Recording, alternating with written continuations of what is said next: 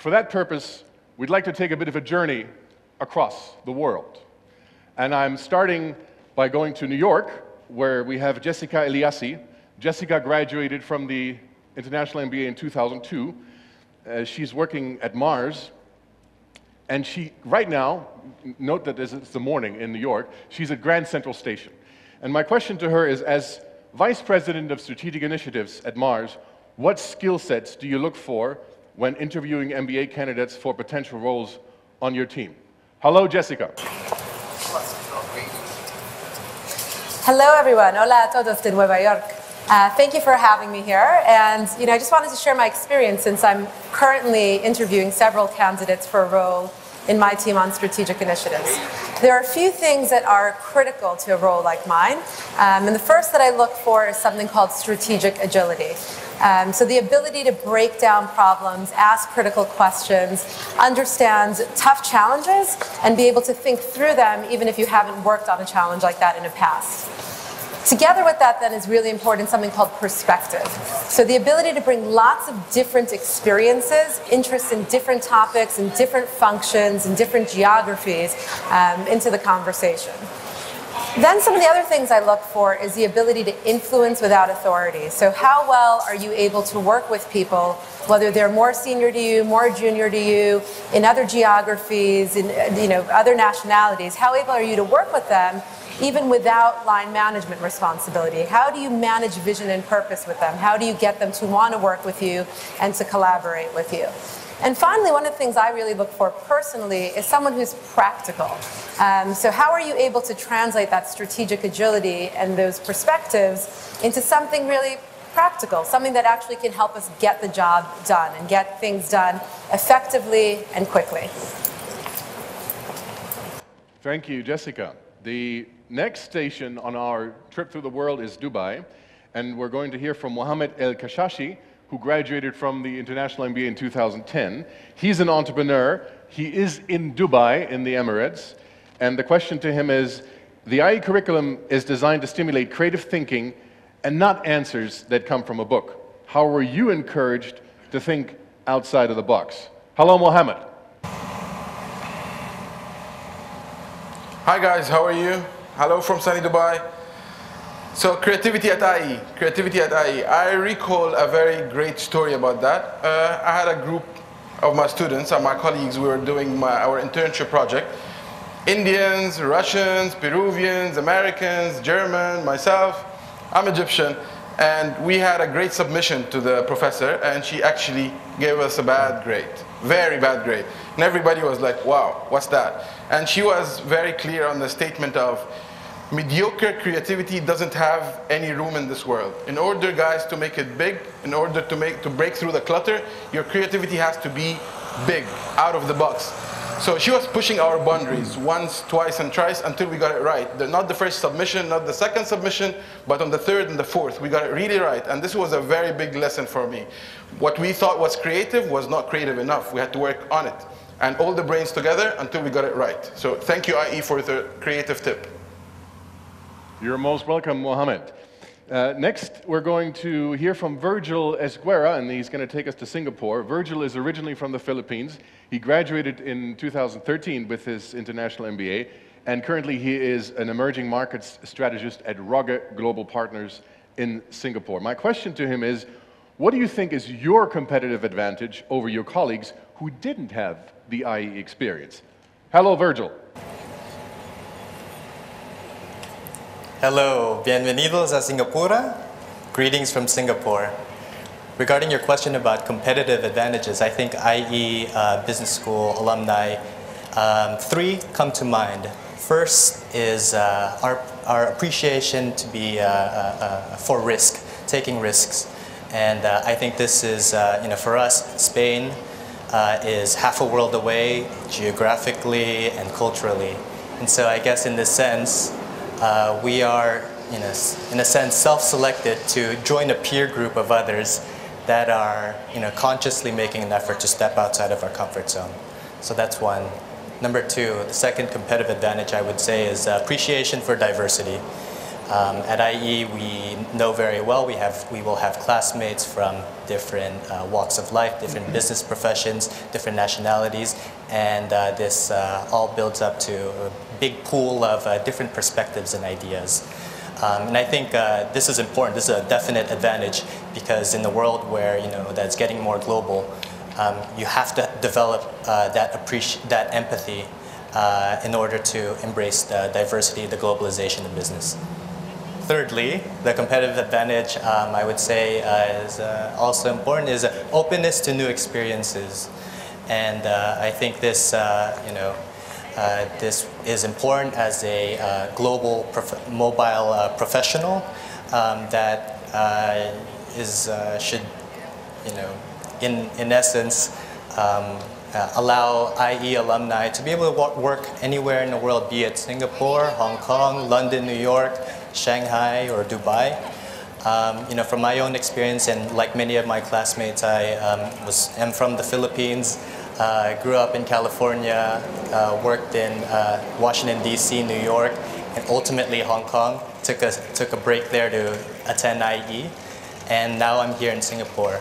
And so this type of mobility is going to be important, is a definite competitive advantage for all of us graduates, and I think it will take us far in a world that, where the business environment is constantly changing and constantly globalizing.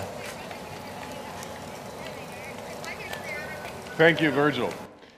I'd now like to also include several of our alumni who completed the program a while ago who are present today. And the first one I'd like to call up on the stage is Sofia Benjumea, please. Give her a warm welcome. Sofia, welcome. Welcome back. Sofia graduated in 2011 from the International MBA, from Spain originally, and right now she's the head of Campus Madrid for Google for Entrepreneurs. My question to you is, how can a business school stay relevant in today's world of innovative, disruptive businesses?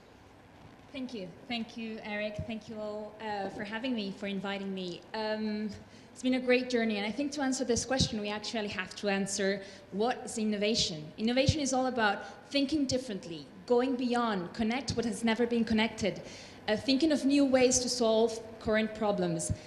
We are very lucky. We're the only species, we're the humans, who are able to actually dream of a world that is different and even better. We can create it. So how can I contribute to this? And so what am I going to say? I'm an entrepreneur. Now I'm about to launch Campus Madrid for entrepreneurs. So I think it's all about entrepreneurship. And we don't have to all become entrepreneurs now. It's like, it's a trend, it's cool. No, we all have to have the values. It's good to fail, it's good to dream big, be perseverant, wanting to change the world.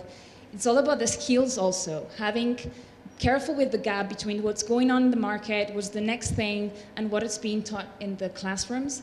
It's all about, as you were saying, learning by doing and being also, you can fail, you can crash, doesn't matter, just try again. And then it's also about where are we living, where are we growing our businesses, where are we going to have the rest of our career. So this is also about being part and being a key player in the ecosystem, and not only having an impact in the people, but having an impact also in the ecosystem where you're at. So my own experience, I entered the MBA as a journalist saying, what the hell am I going to do? Or how am I going to change my career? I'm a journalist, everyone's saying, you're a journalist, you're a journalist, you're a journalist. And I ended up and I just finished the MBA with, okay, the sky is the limit. I can do whatever I want. So thank you. Thank you, Sofia.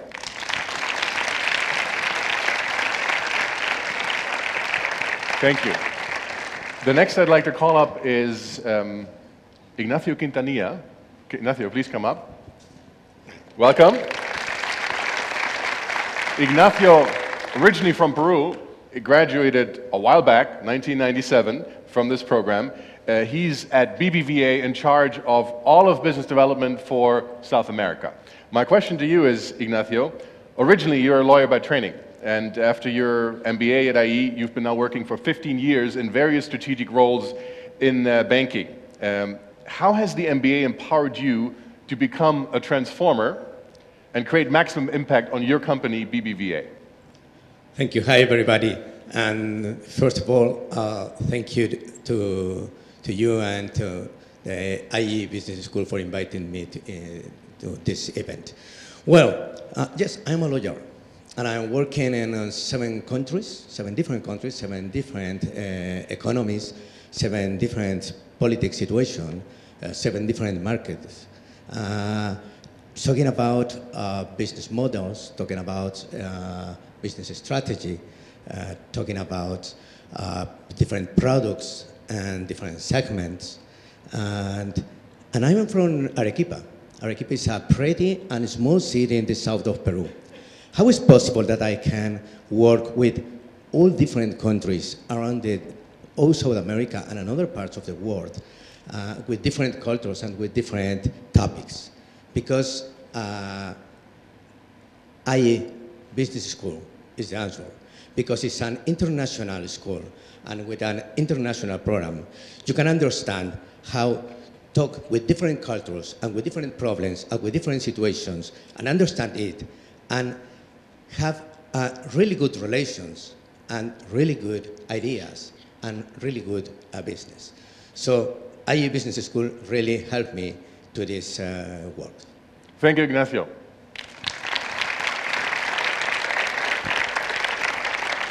And finally, we have Nazareno Ciccarello, who's from Italy. Nazareno, please come up. There you go. Welcome. Nazareno did his MBA, completed it in 2008. He's the co-founder and CEO of Drive Gum, and he'll explain to you what that is. So he's an entrepreneur. And my question to you is, Nazareno, how does a former diving athlete, a lieutenant in the Italian military police, a manager in the pharmaceutical industry, subsequently equipped with an MBA from our very school, turn himself into an entrepreneur, come up with the idea of Drive Gum, which is a functional chewing gum, and just live the dream? Nazareno, please. Thanks very much, Eric. Good morning, everybody. Bienvenidos a todos. Buongiorno a tutti. I actually got the chance, thanks to my professional experience, to travel over 60 countries worldwide. And I was always looking for a solution to fight sleepiness due to jet lag. A while back ago, I was in Hong Kong. I had a very busy agenda and to take 3 taxis in 1 hour. And I realized that all the 3 taxi drivers were chewing gums.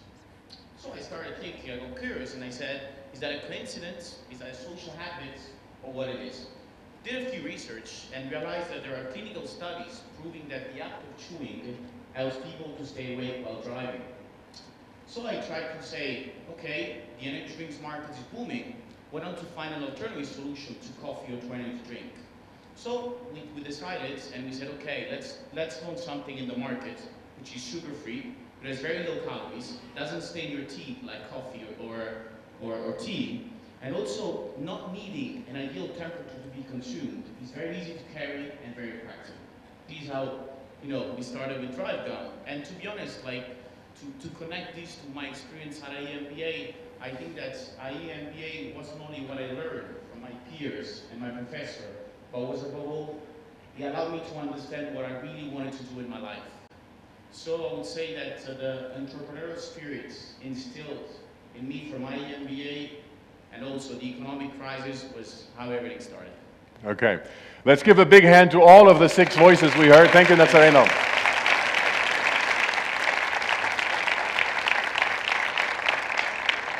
Out of the vast diversity of our students, we've chosen just 6 voices, but they're very exemplary of the very finest we have, which are you, our students. With that, I thank you very much, and I'll pass it back to Amber. Thank you.